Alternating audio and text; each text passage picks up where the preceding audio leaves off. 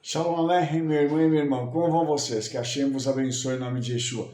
Hoje nós vamos falar sobre a Parashá Pinhas, Finéias.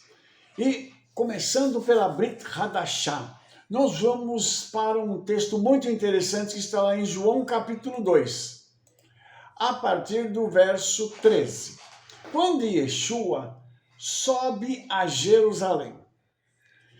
Eu quero mostrar para vocês o que Yeshua fez dentro do templo. Ele vê pessoas vendendo bois, ovelhas, pombos e cambistas trabalhando. Então Yeshua faz um açoite e lança-os fora do templo e começa a fazer algo terrível, né? Então você imagina que ele, como rabino, entra no templo e começa agora a espancar o pessoal e jogar tudo para fora. E ele profere uma frase que é emblemática. Tirai daqui estes e não façais da casa de meu pai casa de venda, ou um centro comercial. Os seus discípulos, então, se lembram de uma palavra que está escrita: o zelo da tua casa me devorará.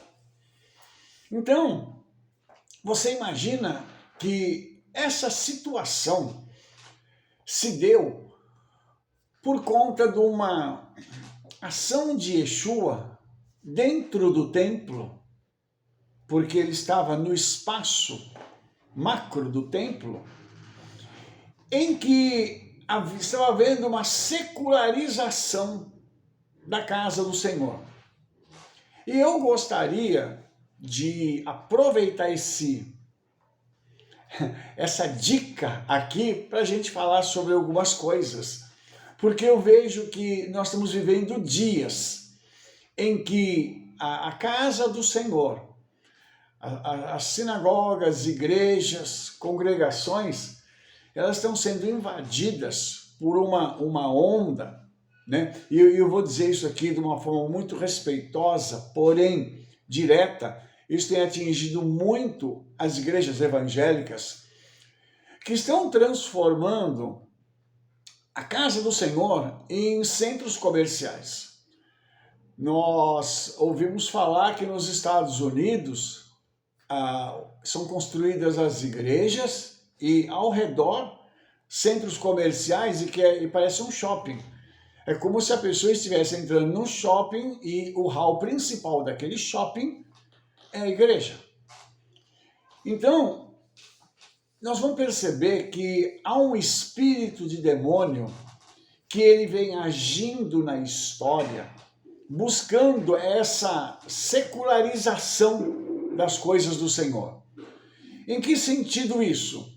No sentido de se afastar o povo do Senhor das coisas espirituais e levar para dentro da igreja uma estrutura que possa atrair outras pessoas. Pois bem, essa situação é uma situação muito séria, porque ela mostra para a gente que as pessoas não estão dando o devido valor para a casa do Senhor. A casa do Senhor, ela se transformou em algo terrível. E, infelizmente, isso não é exceção, está se transformando em regra. Porque há 20 anos atrás, 30 anos atrás, nós ouvimos falar de uma ou outra. E até havia uma repulsa muito grande quando a gente ficava sabendo disso. E o tempo foi passando e foi havendo uma aceitação desse tipo de situação. Então, aquilo que Yeshua condenou no século I, que estava sendo feito em Israel, em Jerusalém, para ser mais exato, hoje está se transformando numa regra. Ou seja, a ação de Yeshua condenando esse tipo de coisa se transformou em algo banal. Ele fez isso lá no século I. Hoje nós estamos no século XXI, são 20 séculos à frente. 2000 anos à frente nós estamos, e hoje nós podemos fazer isso com tranquilidade. Há uma desvalorização da palavra do Senhor, mostrando o seguinte, que a igreja, a casa do Senhor, ela virou um local de entretenimento. E aqui, não só de entretenimento, mas de comércio. Porque você percebe que até cambista, para trocar dinheiro, tinha. Então, se a gente parar para colocar isso nos nossos dias, nós vamos perceber uma coisa. O que aconteceu no século I está se repetindo. E de uma forma muito terrível. Porque hoje nós não temos alguém como Yeshua para entrar e chutar tudo. Até porque essa pessoa seria presa se fizesse esse tipo de coisa. Alguém que condene veementemente. Não vai adiantar. E sabe por quê? Porque para essas pessoas, para esses líderes, o correto é esse. O certo é se fazer isso. E interessante, irmãos, que a gente olha essa situação e a gente vê que os judeus, eles viram aquilo acontecer e eles disseram para Yeshua assim, mas qual que é o sinal que você nos mostra para você fazer isso? Então veja bem, eles reconheceram a autoridade rabínica de Yeshua e perguntaram o seguinte, você tem um sinal, você tem um milagre para você poder fazer isso? E Yeshua disse, derribai este templo, em 3 dias o levantarei. Só que ele estava falando do templo do seu corpo. Entendeu? E na tradição judaica, lá atrás, já estava dito que o Mashiach ressuscitaria.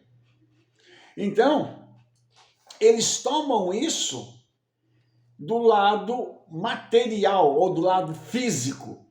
Aqui nós temos uma outra coisa muito interessante, que é a mentalidade carnal e a mentalidade espiritual. O carnal não discerne o espiritual. Eles não conseguiram discernir as palavras de Yeshua. Olha que impressionante isso. E isso, irmãos, para os nossos dias é muito sério. Porque quando nós falamos com as pessoas sobre coisas espirituais, grande parte delas não está conseguindo discernir espiritualmente o que está sendo dito. Então estão levando isso para um outro lado. E isso, novamente, é muito sério, isso é muito grave. Porque demonstra que é um roubo da mente por Satanás. Assim como Satanás fez no século I com essas pessoas, roubando delas, inclusive o temor dos céus. Porque veja, o templo em Jerusalém era o lugar da morada do Eterno. Se nós voltarmos lá para Paraxá, e daqui a pouco eu vou falar sobre isso, o tabernáculo não era só o lugar da morada do Eterno, era o lugar onde ele se manifestava. Teoricamente falando, o templo é o local onde o Eterno deveria ter se manifestado. Usando ainda a palavra teoricamente falando, as nossas igrejas, congregações e sinagogas deveriam ser o lugar onde o Senhor se manifesta fisicamente entre nós.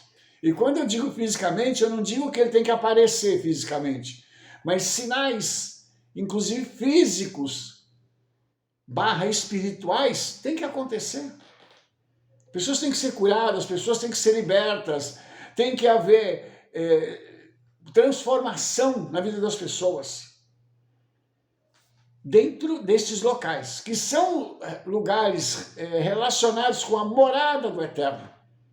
Então, a gente vai perceber que Yeshua estava fazendo uma limpeza, ou mostrando para aquelas pessoas o tamanho do erro que eles estavam cometendo. E aí, irmãos, nós vamos parar para pensar num sistema. E aqui nós temos o sistema romano, que está invadindo já 2000 anos atrás, Israel, e dando a eles uma consciência de que não tem problema.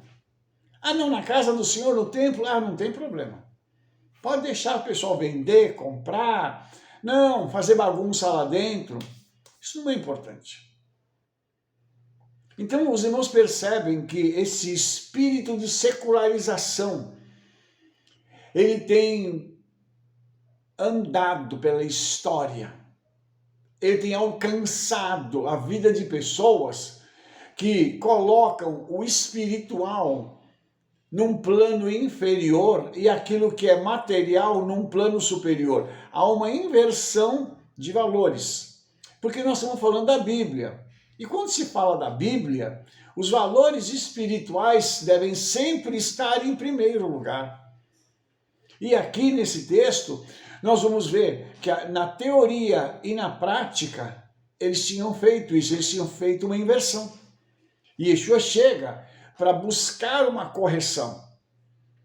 Meus irmãos vão perceber que isso não acontece de imediato. Isso vai acontecer no futuro. Mas ainda hoje esse espírito de secularização, de desvalorização da palavra do Eterno e daquilo que é original, ele tem agido com toda a sua pompa, toda a sua glória. Esses demônios estão agindo e conseguindo implantar na mente das lideranças esse tipo de situação. Eu não preciso falar muitas coisas aqui, irmãos, mas eu gostaria de citar alguns exemplos que eu acho que são importantes, como situações de sala VIP em igreja, locais destacados, distribuição de lanche na hora do culto, esse tipo de situação. Então, sabe, a gente perdemos a mão, nós nos perdemos no caminho. E a gente fica pensando o seguinte: se Yeshua estivesse aqui entre nós hoje, será que ele não faria o mesmo nessas igrejas? Se o Rabino Shaul estivesse entre nós hoje, quais seriam as palavras que ele traria do altar para o povo e para os próprios líderes? Porque é interessante a gente notar que nem Yeshua e nem Rabino Shaul, eles poupavam palavras para falar. Quando Yeshua precisou repreender os fariseus e outras linhas do judaísmo, ele chegou a chamá-los de filhos da serpente. Na nossa tradução está escrito raça de víboras. Então os irmãos percebem que ele não mede palavras, porque isso naquela época era o equivalente a uma baita de uma bronca. Então os irmãos imaginam que se, por exemplo, um profeta, daqui a pouco eu vou falar sobre isso, o profeta Elias estivesse aqui, meu pai, eu creio que ele não pouparia palavras para falar sobre isso e repreensões. Então hoje nós continuamos vivendo e estamos indo numa onda de secularização e de modernização. As pessoas vão para a igreja não para buscar o Senhor, mas para poder se encontrar com alguém, para poder usar uma roupa nova que compraram, para poder exibir um carro, para poder fazer o que o pessoal chama de network.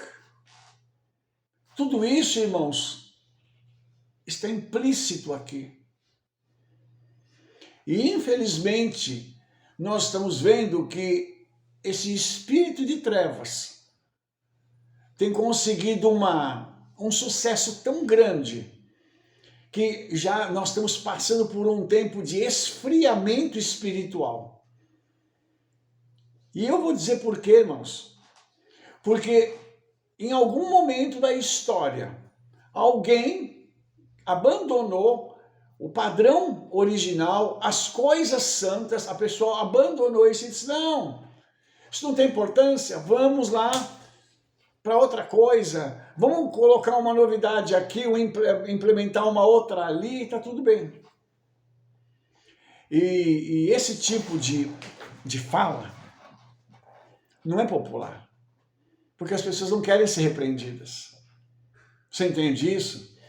E aí, quando a gente começa a tomar essa ação de Yeshua, vigorosa, rígida, ele corta seco.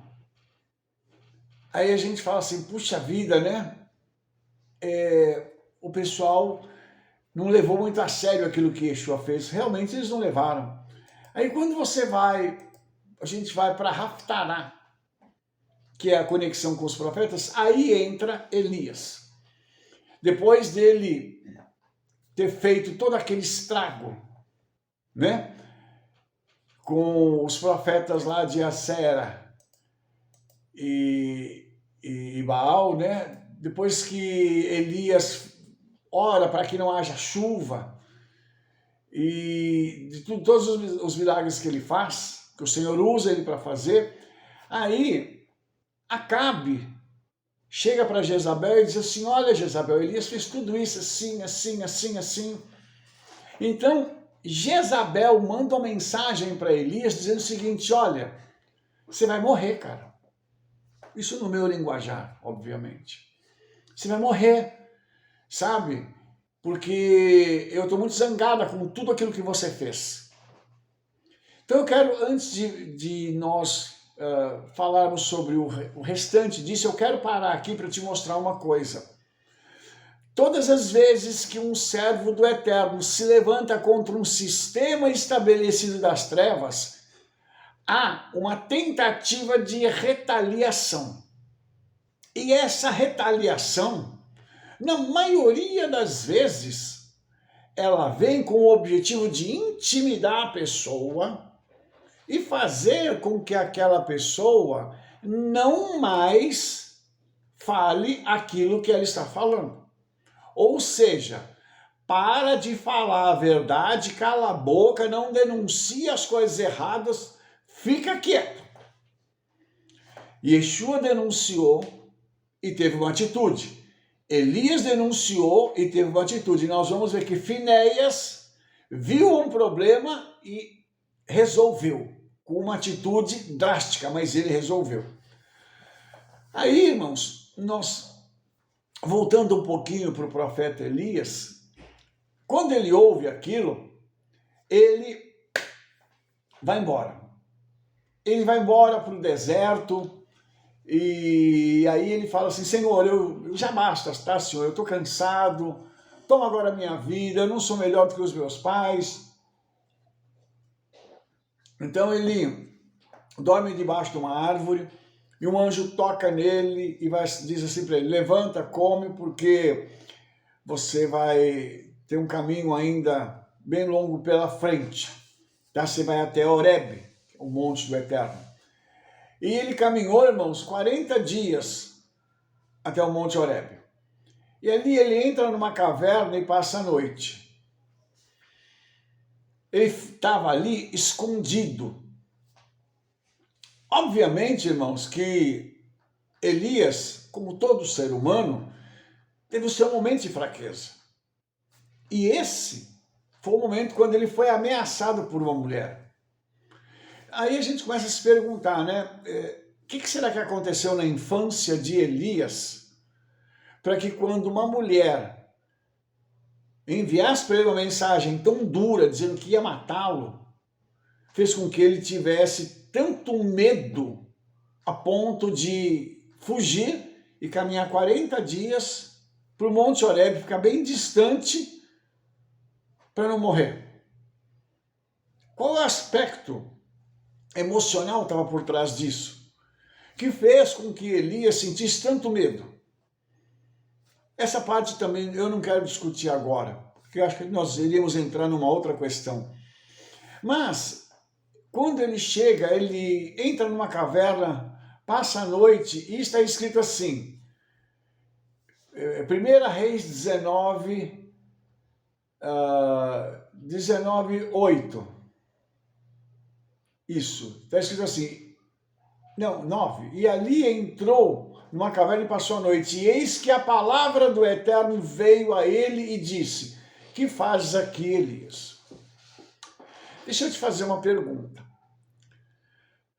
Você ouviu bem essa expressão que é usada aqui no livro de Reis? Quem veio para falar com Elias? Está escrito aqui: e eis que a palavra do Eterno veio a ele. Essa expressão é uma expressão muito interessante, porque essa expressão fala para a gente sobre uma pessoa. E lá na Brit Hadashah, a palavra do Eterno é Yeshua. Então, nós temos aqui uma outra questão muito interessante. Essa interação de Elias com Yeshua. Tá? Rabino, mas ele estava consciente que era Yeshua? Poderia até não estar. Mas ele estava tendo um relacionamento com o Mashiach. Então, quando ele pergunta o que você está fazendo aqui, ele começa a argumentar, dizendo o seguinte: eu tenho sido muito zeloso pelo Senhor, Adonai Tsevaot, o Deus dos exércitos, porque os filhos de Israel deixaram o teu conserto, eles te abandonaram, eles derribaram os teus altares, mataram os teus profetas à espada, e só fiquei eu. E eles estão buscando a minha vida para me matarem. Ele tinha bons motivos. Ora, ele se achava o último, o único que estava servindo ao Eterno, no meio daquela geração corrompida e secularizada por Jezabel. A mulher de Acabe, que era uma estrangeira, aquela mulher, ela trouxe para dentro do reino do Senhor, de Israel, ao invés de ela trazer um fortalecimento da emuná, da confiança no Senhor, ela trouxe outros deuses. Então, estava havendo uma substituição daquilo que é original, daquilo que é correto, daquilo que é puro, daquilo que é santo, pela idolatria. E nós sabemos que o Eterno odeia idolatria. Colocar um objeto, pegar um objeto e dizer assim, isso aqui é um Deus, que o Eterno nos livre disso em nome de Yeshua. Mas colocar um objeto no lugar dele. Misericórdia, irmãos. Isso é detestável diante do Hakadosh Baruch Hu. E aquela mulher estava fazendo isso, estava trazendo isso, ela estava importando o demônio para dentro de Israel. Então tudo isso pesou e o povo começou a aderir a isso. O povo começou a falar, mas nós vamos servir ao Senhor ou os deuses da Jezabel? Nós vamos fazer o quê? Então, quando Elias diz todas essas palavras, ele lista aqui as razões, ele não está errado. Só que o Senhor tem uma outra coisa para falar para ele. O Senhor diz assim, sai para fora, sai da caverna, sai desse mundinho seu fechado, esse isolamento no qual você se colocou por medo, por temer algo que você não tem certeza que vai te alcançar. Porque veja bem, irmãos, se o Senhor guardou Elias até aquele momento, não seria Jezabel capaz de colocar a mão nele. Até porque o Senhor tinha um plano de arrebatar Elias vivo e levá-lo para a eternidade. Então você concorda que a ameaça de Jezabel não iria se cumprir de jeito nenhum? Vamos pensar um pouco aqui. Se o Eterno já tinha um projeto, nada poderia fazer com que esse projeto do Eterno fosse cancelado, fosse anulado. E Elias então sai correndo sem ter necessidade, porque ele vai ter que voltar. Ele vai ter que fazer o caminho inverso. Então, veja, ele vai se colocar diante da face do Eterno. E ele vai ter que vivenciar agora alguns elementos que falam da presença do Eterno. E diz assim, e eis que passava o Eterno, como também um grande e forte vento que quebrava os montes, fendia as penhas diante da face do Eterno. Porém, o Eterno não estava no vento. E depois veio o terremoto, e ele não estava no terremoto. E depois do terremoto um fogo, porém o Senhor não estava no fogo. E depois do fogo uma voz mansa e delicada. E aí, Elias, quando ouve essa voz, ele envolve o seu rosto com o seu talite e sai para fora e se coloca na entrada da caverna. E ele ouve uma voz que faz uma pergunta a ele: que fazes aqui, Elias? Eu não sei se os irmãos perceberam, mas houveram essas manifestações sobrenaturais, porque ele estava no monte, numa caverna. De repente, tudo isso acontecendo na frente dele, que ele estava na entrada da caverna. Tudo isso acontecendo ali, e o Senhor agora se manifesta com uma voz mansa e delicada. Será que os irmãos pararam para pensar que essa voz mansa e delicada era aquela mesma voz lá no livro de Gênesis, que na viração do dia vinha para conversar com Adão? Vocês já imaginaram que essa voz mansa e delicada faz uma conexão com o Gan Eden, o Jardim do Éden? Por isso, irmãos, nós temos que parar prestar atenção. Vamos parar e prestar atenção no que está acontecendo aqui. Nós temos aqui uma situação muito interessante em que Elias conversa com uma voz. Não tem uma pessoa, tem uma voz.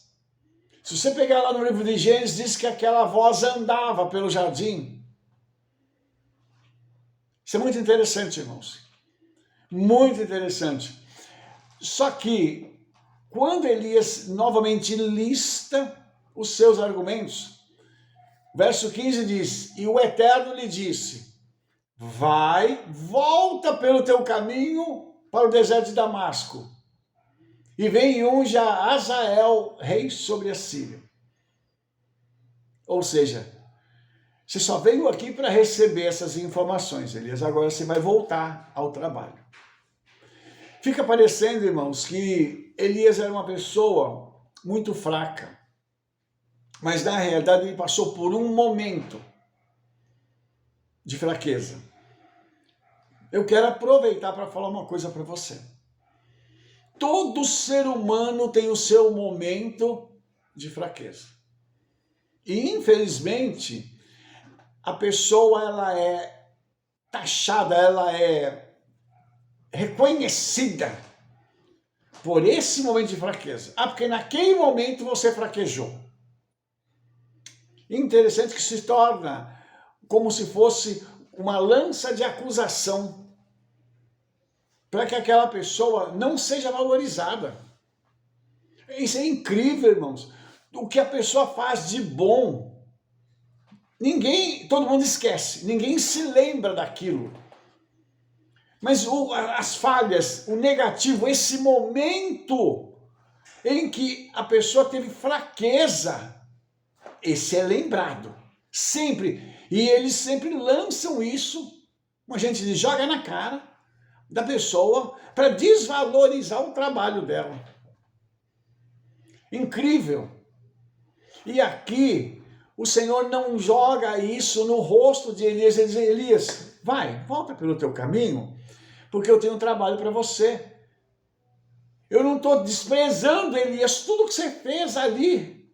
Eu quero que você continue fazendo a minha obra. Irmãos, vamos parar para pensar sobre isso? Quantas vezes nós vemos líderes sendo desqualificados por um erro? A pessoa faz tudo certo a vida inteira. Quando ela comete um erro, não, fulano não serve mais. Há alguns dias atrás, morreu Jimmy Swaggart. Nós tivemos uma grande perda. Um homem de Deus, um profeta, foi reconduzido ao Olam Rabá, ao mundo vindouro. Pois bem, lá no passado, quando Jimmy Swaggart pecou, eu me lembro porque eu assisti o momento em que ele estava confessando o seu pecado. Aquilo para mim foi de uma grandeza sem par. Porque ele teve coragem, irmãos, de confessar que ele pecou e pedir perdão. E aí, Jimmy Swaggart some da mídia, porque as pessoas se lembram do pecado de Jimmy Swaggart. Mas as pessoas não se lembram de toda a grandeza das almas que aquele homem ganhou, das pessoas que foram curadas através do ministério dele, no mundo inteiro. Eu vou te falar uma coisa. Eu acredito que quando o Senhor o recolheu essa semana, ele foi recebido nas moradas celestiais com honra, porque o Senhor não se lembrou do pecado dele, porque ele foi perdoado. Mas o Senhor deve ter chamado ele e dito: servo bom e fiel, entra no gozo do teu Senhor. Enquanto as pessoas aí na mídia, gente maldosa, traz à tona o pecado, para lembrar, para desvalorizar tudo aquilo que aquele homem fez. O mesmo caso de Elias. Eu ouço pessoas falando, e já ouvi isso: ah, não, mas Elias errou. Elias foi covarde. Elias passou por um momento de fraqueza. Infelizmente, nós vemos que hoje existem pessoas que pecam, não pedem perdão e continuam pecando e não são tiradas de liderança nenhuma. Ao contrário, são supervalorizadas. E quem denuncia, ah não, esse é ruim, vamos jogar para fora da denominação, vamos excluir isso aqui. Então, irmãos, voltando à secularização, tá? Porque eu preciso amarrar essas duas coisas para você entender. O certo dentro da igreja está virando errado. E aquilo que o mundo aprova, eles estão aplaudindo e dizendo: não, está certo. Veja bem, Elias vai agora profetizar para Azael que ele vai ser o rei da Síria. E Elias é informado que em Israel existem 7.000 pessoas cujos joelhos não se dobraram a Baal. Gente fiel. Eles ainda estão dispostos e prontos para serem usados como aquele povo que vai trazer a redenção para Israel. 7.000 pessoas. Então, ele vai agora e se encontra no caminho com Eliseu. E ele estava trabalhando. E no meio desse trabalho, ele é chamado. E olha que interessante. Elias pega o seu talite e joga sobre ele. E Eliseu então deixa os bois e vai atrás de Elias e diz assim: deixa eu só me despedir do meu pai e da minha mãe, então eu vou te seguir. E ele diz assim: vai e volta, que tenho eu feito contigo, vai embora. E aí ele foi e despediu-se dos pais e passou a seguir Elias. Perceba, Elias já tinha um discernimento de que ele precisava de um discípulo para dar continuidade ao trabalho dele. Assim como o feito de Yeshua lá em Jerusalém, os discípulos viram aquilo e entenderam aquela ação de Yeshua. Eles entenderam que Yeshua não estava descontrolado, ele não estava sendo uma pessoa carnal, mas que Yeshua estava fazendo um ato profético daquilo que aconteceria no futuro. Porque o problema não é contra o comércio, é contra os demônios que estão gerando aquilo. Que as pessoas que deram lugar para aqueles demônios agirem através da vida delas e implantarem aquele tipo de coisa. Então nós temos aqui uma situação muito interessante e uma situação que tem se repetido em nossos dias. E infelizmente tem sido cada vez uma coisa mais abundante. Esse tipo de situação, esse tipo de secularização. Então, irmãos, nós temos aqui Elias fazendo um discípulo, assim como Yeshua já tinha chamado os seus discípulos para dar continuidade à sua obra. Então, hoje, nós precisamos de uma postura e um posicionamento no que diz respeito a esse tipo de situação. Nós precisamos olhar para isso e dizer assim, não, eu não vou concordar com esse tipo de situação. Quando nós lemos na Bíblia, irmãos, essa paraxá, ela vai falar sobre Finéias. E o que levou Finéias a ser reconhecido pelo Eterno? Ele matou 2 pessoas. Rabino, misericórdia, esse homem é um assassino. Não. Veja bem, eu vou ler para você Números 25:10. Diz assim, então o Eterno falou a Moshe dizendo, Finéias, filho de Eleazar, filho de Aharon, o sacerdote, desviou a minha ira de sobre os filhos de Israel, pois zelou meu zelo no meio deles, de modo que do seu zelo não consumi os filhos de Israel. Vamos interpretar esse versículo aqui. O que o Senhor está dizendo para Moshe é o seguinte, Moshe, era para ter mais morte. Como nas outras porções da Torá nós tivemos muitas mortes. Aqui era para ter mais morte. O que Finéias fez? Ele encerrou com a morte do homem e da mulher que estavam mantendo uma relação sexual dentro do acampamento de Israel. Um príncipe pegando uma mulher que era praticamente uma prostituta, que entra ali para quebrar a unidade espiritual de Israel quando ele mata o casal. Se fosse nos nossos dias, ia dizer assim, esse cara é um assassino, mas a Bíblia, a Torá diz que ele fez algo que desviou a ira do Senhor, porque ao invés de morrer 2, era para morrer milhares. Você entende que Pinhas ou Finéias, ele viu aquilo que os outros não viram. E ele não só viu, ele agiu. Olha só que interessante. Quem é que é o espiritual aqui? Os 2 que estavam tendo a relação sexual ilícita ou Finéias que matou os 2? Está claro aqui na Torá quem é o espiritual. Então, o Senhor agora elogia Finéias e disse, eu lhe dou o meu conserto de paz, eu vou fazer uma aliança de Shalom com esse homem e com toda a semente dele, os descendentes dele vão receber isso de mim.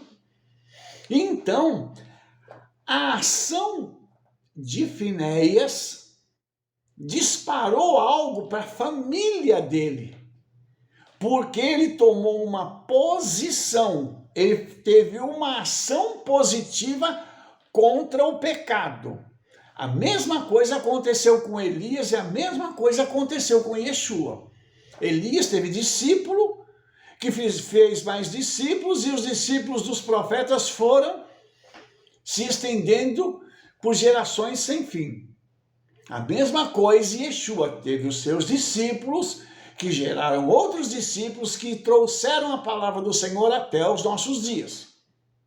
Então você percebe como quando alguém faz algo no Espírito, aquilo repercute para a eternidade. Você percebeu isso? Então, nós vamos ver o seguinte, algumas atitudes espirituais dos nossos dias têm sido repreendidas por pessoas carnais, e essa atitude espiritual o carnal repreende para quê? Para com isso.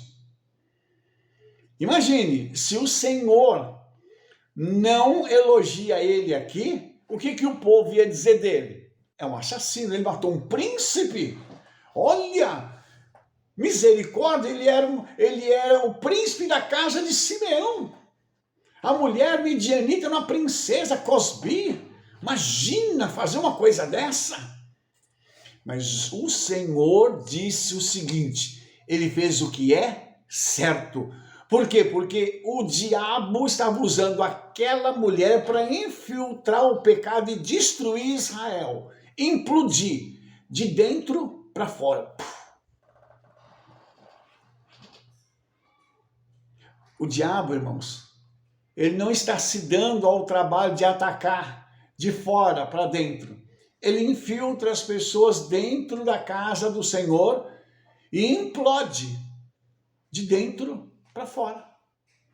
É o que ele tem feito, é o que tem acontecido. Nós temos visto isso. Irmãos, na Europa, eu li isso essa semana, estão fechando igrejas toda semana. Existem lugares em que se fecha 2 igrejas por semana.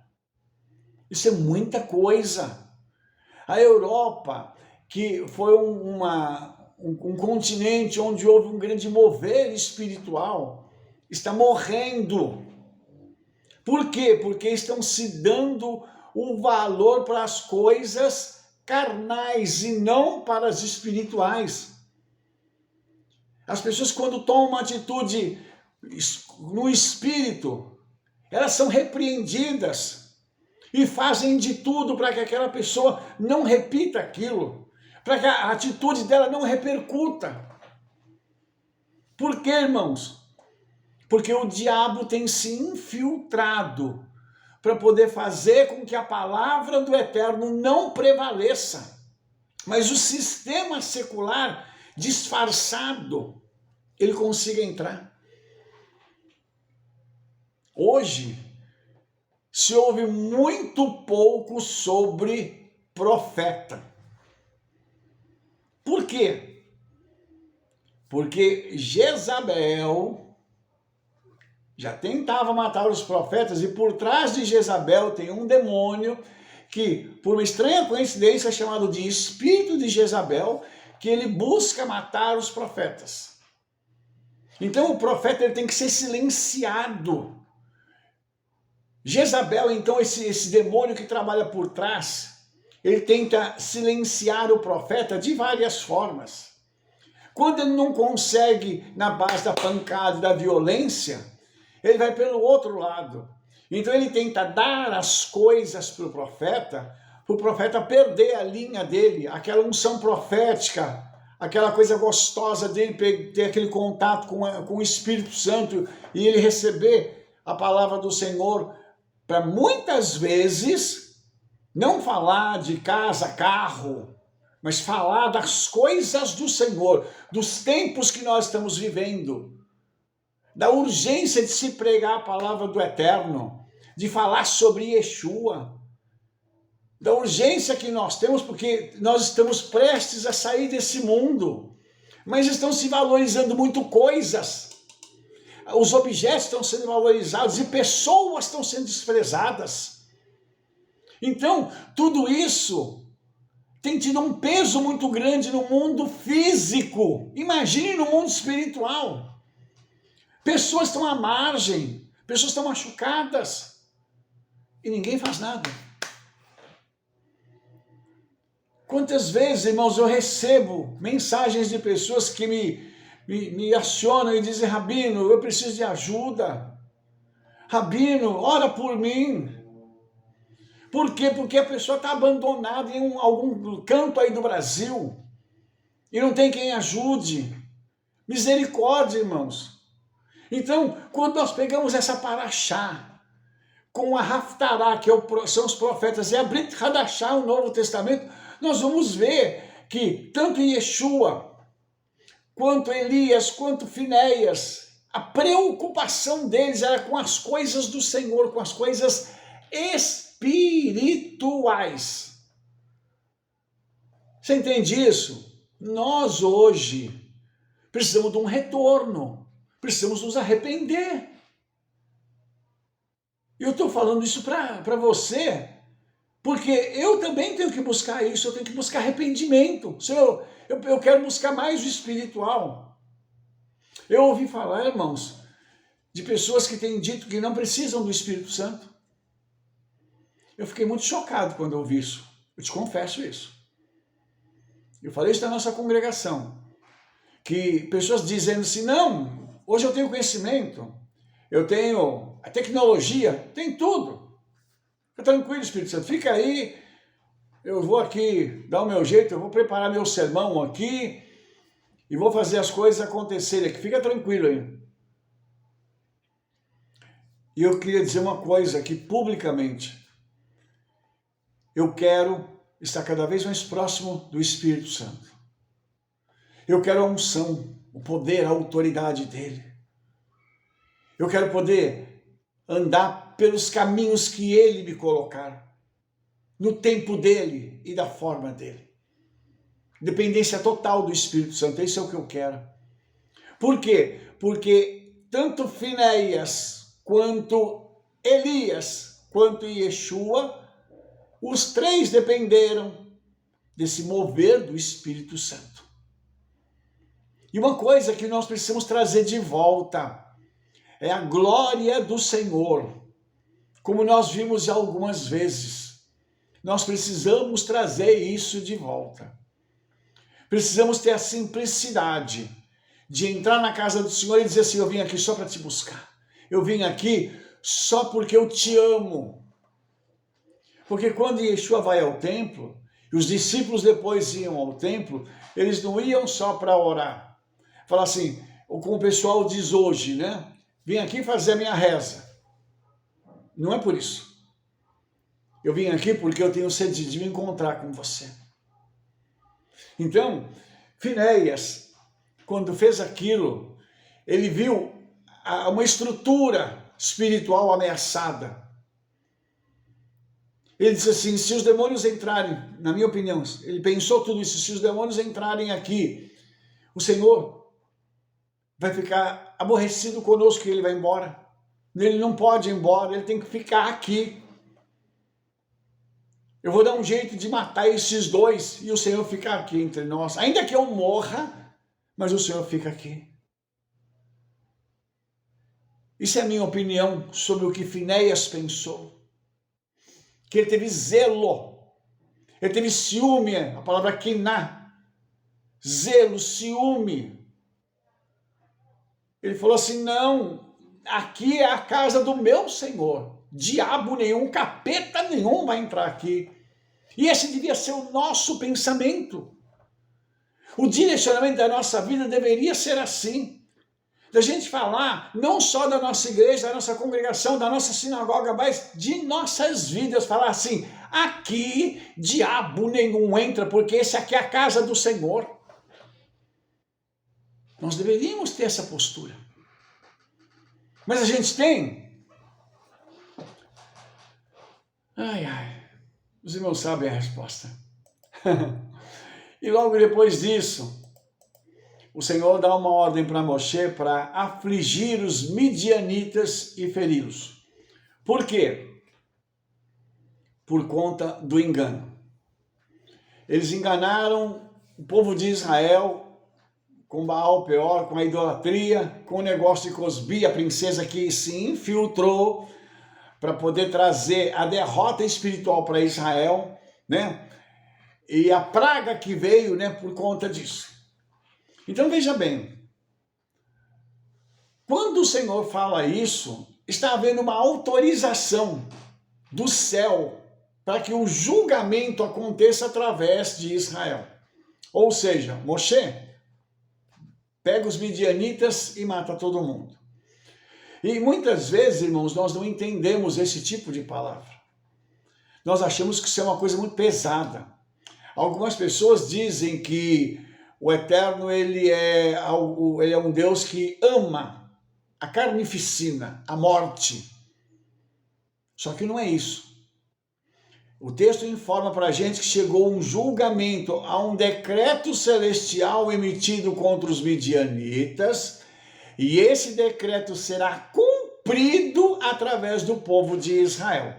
Assim como existem decretos celestiais que são liberados, que são cumpridos através de pessoas, de povos, e quando não, da natureza, de forma muito ampla. Um animal pode cumprir um decreto celestial matando uma pessoa, pode haver um desastre na água, no solo, no ar. Ou seja, esse decreto celestial ele é muito amplo e ele pode ser cumprido de várias formas. Aqui há um decreto celestial para a morte. E eu estou falando agora de morte, irmãos. Porque existem decretos celestiais para a vida, para sucesso, para você ser cheio do Espírito Santo, que a gente chama de prosperidade, que é o espiritual. Tem esses decretos celestiais, mas agora eu estou falando de morte, porque eu preciso mostrar para você que isso tudo é determinado na eternidade e vem um decreto para a terra, então ele tem que ser cumprido no tempo. Entendeu? Então, quando Salomão declara que há tempo para todas as coisas, ele começa a listar os tempos. Quando ele pega e diz isso, fica claro para a gente o seguinte, que existem decretos que são enviados dos céus para a terra em determinados momentos da vida das pessoas em que elas vão passar por fases. E vai ter um dia quando vai vir um decreto de morte para a gente, só que no nosso caso esse decreto de morte é para ser recolhido para o Senhor, não é para ir para o inferno. Porque nesse caso dos midianitas aqui, eles não têm o Senhor, eles não se arrependeram. Então esse decreto aqui é a morte dupla, é a morte física mais a morte espiritual. Entendeu? Então, a gente vai perceber que isso vem também contra a vida da pessoa, porque a pessoa não se arrepende, porque aos midianitas foi dada a oportunidade. Assim como o Senhor dá a oportunidade para todo mundo se arrepender. Hoje em dia, irmãos, as pessoas têm a palavra do Senhor não só em papel, mas de forma digital, aí no celular, no computador, no tablet, no notebook. A Bíblia está disponível para todo mundo e em praticamente todos os idiomas do mundo. Então hoje, a pessoa não tem desculpa para dizer assim, eu não sabia. Não me deixaram ter acesso a isso, porque eu não podia. Não vai ter essa desculpa. Por isso, irmãos, nós vamos entender o seguinte, que quando o Senhor julga a humanidade, julga uma nação, julga uma cidade, ou julga uma pessoa ou uma família, ele está fazendo isso com base num critério muito sério e específico. Ele primeiro dá a oportunidade para a pessoa ou para aquelas pessoas, e quando há um grupo de pessoas junto, reunidos, que precisam morrer, então o Senhor agrupa aquelas pessoas e providencia que aquilo aconteça. Por exemplo, num avião. Um outro exemplo, num navio. Outro exemplo, num ônibus, que é um montante maior de pessoas. Então esses decretos são emitidos e o próprio Senhor se encarrega de juntar. E naquele momento, aquele decreto ele é cumprido, como está aqui dito dos midianitas. Então você percebe que depois que Finéias mata aqueles dois, logo após, agora vem um decreto para o povo de Midian, para os midianitas de uma forma geral. Por quê? Porque aqueles que enviaram Cosbi para que ela pudesse causar uma quebra espiritual dentro da nação de Israel, dentro do povo de Israel, que eles estavam ali debaixo de uma glória, debaixo de uma unção, de uma presença do Eterno muito grande. E esse é um outro aspecto, irmãos, que quando o diabo percebe que você está debaixo da glória do Senhor, você está debaixo de uma unção poderosa, ele vai tentar arrumar um meio para ir lá e quebrar isso, e separar isso. E a única forma disso acontecer, segundo o profeta Isaías, é o pecado. Porque ele diz que o pecado faz separação entre o homem e o Senhor. Então, fora o pecado, não tem como. É por isso, e aí eu insisto, que a Paraxá ela é tão tremenda para a nossa vida, porque ela é como se fosse uma bandeira avisando a gente. Não peque, cuidado, porque isso pode ter consequências. Não deixe o mundo, a secularização, a modernidade entrar na sua vida e colocar de lado as coisas espirituais, colocar de lado o Senhor, colocar de lado a palavra. Por isso, irmãos, esses 3 momentos da Torá, do Tanakh e da Brit Hadashah são 3 momentos que nós precisamos parar para pensar neles. Nas ações desses 3 homens, que através do discernimento que eles tiveram, do momento certo e da ação cirúrgica deles, eles abriram no mundo espiritual uma nova perspectiva para a vida de quem quer servir ao Senhor em obediência. Então, nós precisamos de parar e pensar no seguinte: o que eu vou fazer da minha vida? Eu quero obedecer ao Senhor e eu quero ter discípulos que sejam obedientes. Vai ter momentos que eu vou ter que ter uma ação.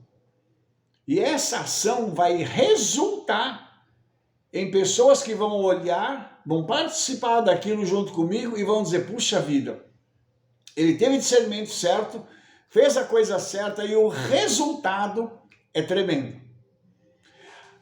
Então, isso tudo nos mostra o seguinte, que a palavra do Senhor, mesmo dada para nós há 2, 3, 4 mil anos, quando elas foram escritas, essas linhas das quais eu comentei com os irmãos lá na Torá, no Tanakh e na Brit Hadashah, mesmo assim, tendo sido escrita há tanto tempo, ainda tem um valor tão grande para nós e tem uma aplicação para os nossos dias que é extraordinária, justamente por conta do tempo que nós vivemos, das circunstâncias que nós vivemos.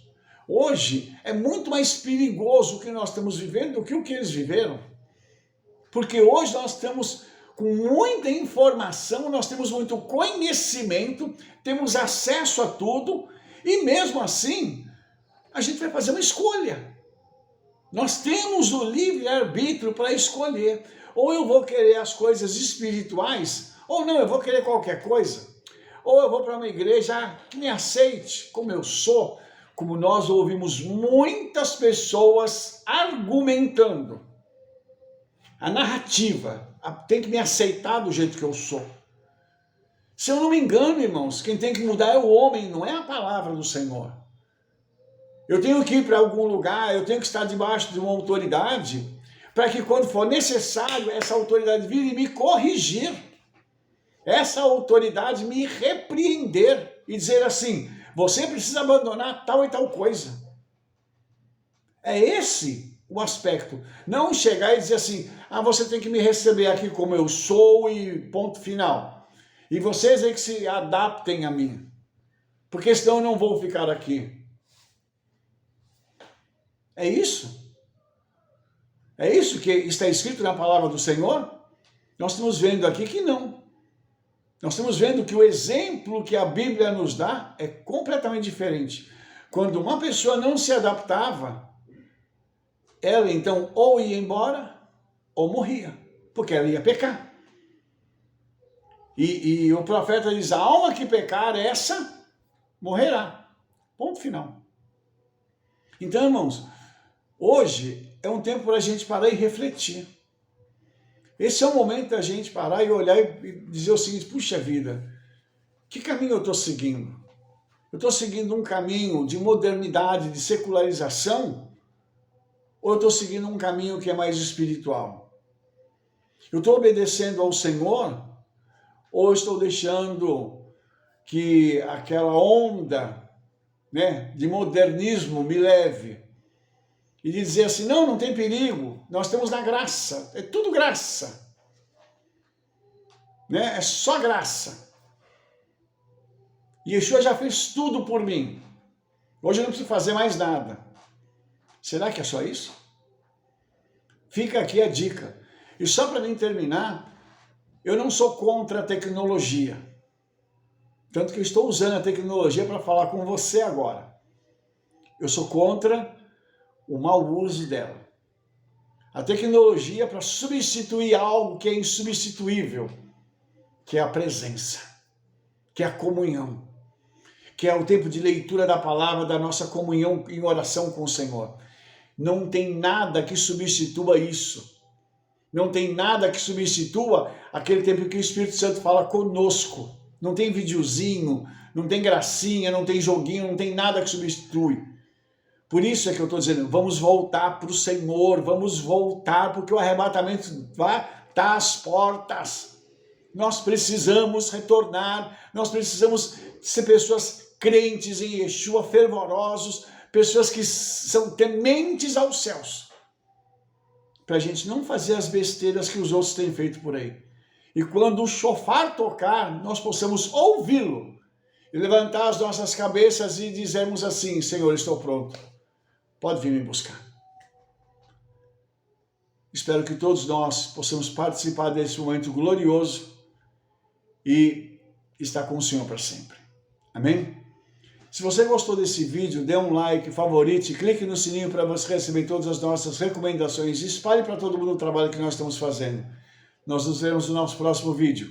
Shalom, shalom, Shavua Tov, Toda Rabá, Beshem Yeshua Mashiach, amém, amém.